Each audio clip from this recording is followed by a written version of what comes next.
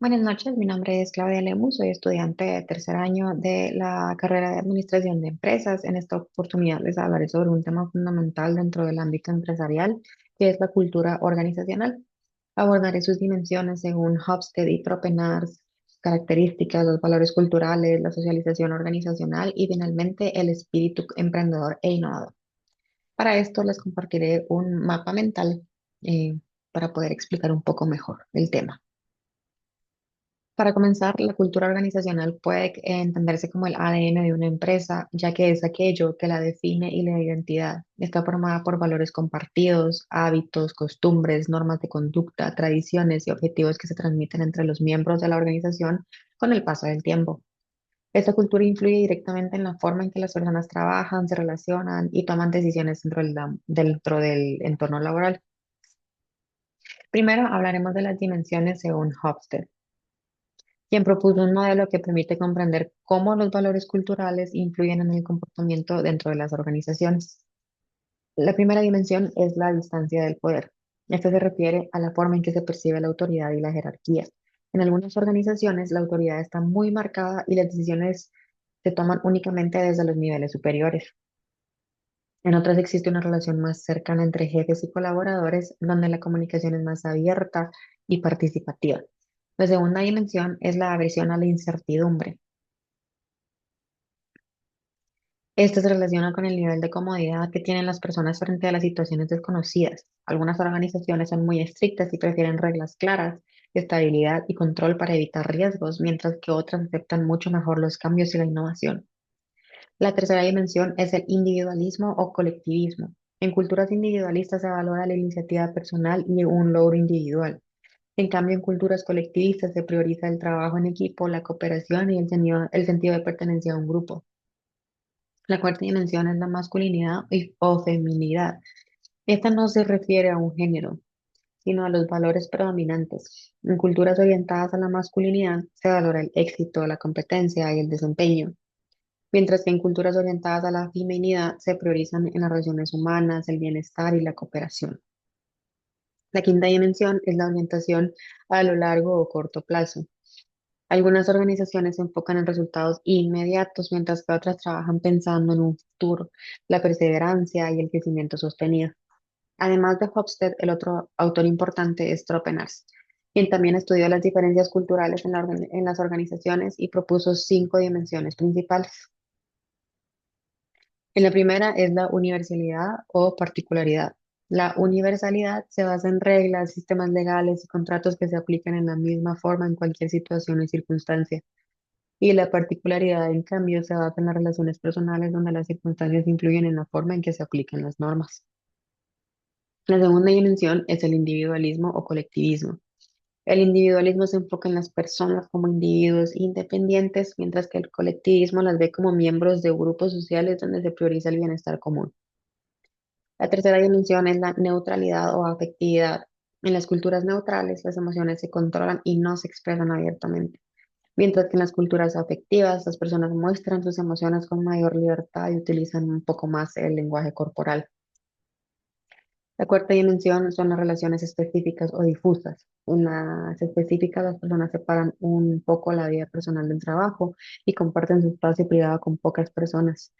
En las difusas hay menos separación entre lo personal y lo laboral y las relaciones suelen ser un poco más cercanas. La quinta dimensión es la relación personal o atribución.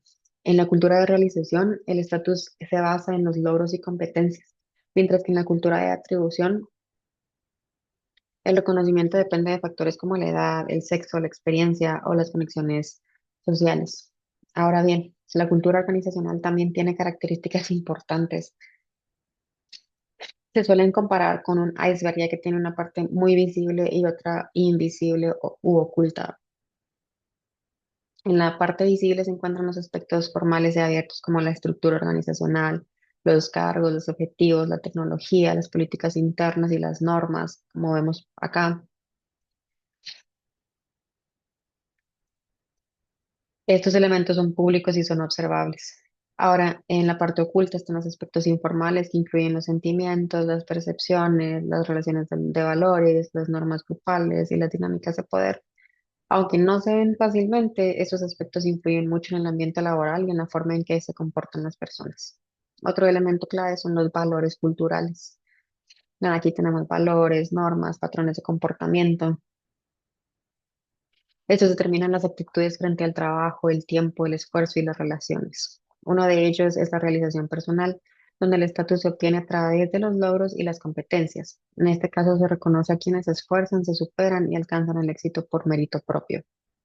El otro es la atribución, donde el estatus se basa en quién es la persona, tomando en cuenta factores como la edad, la escolaridad, la experiencia o la antigüedad dentro de la organización.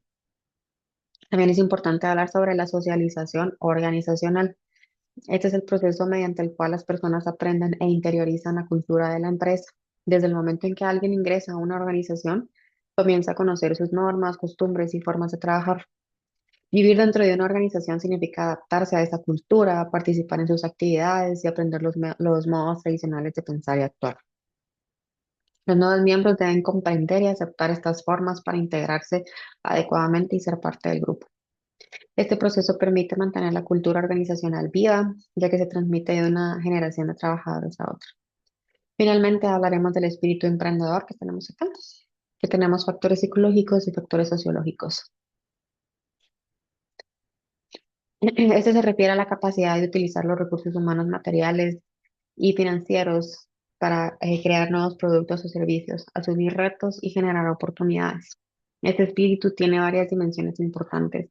La primera es la necesidad de autorrealización, que es el deseo de alcanzar el máximo potencial personal. Las personas con estas características buscan superarse constantemente.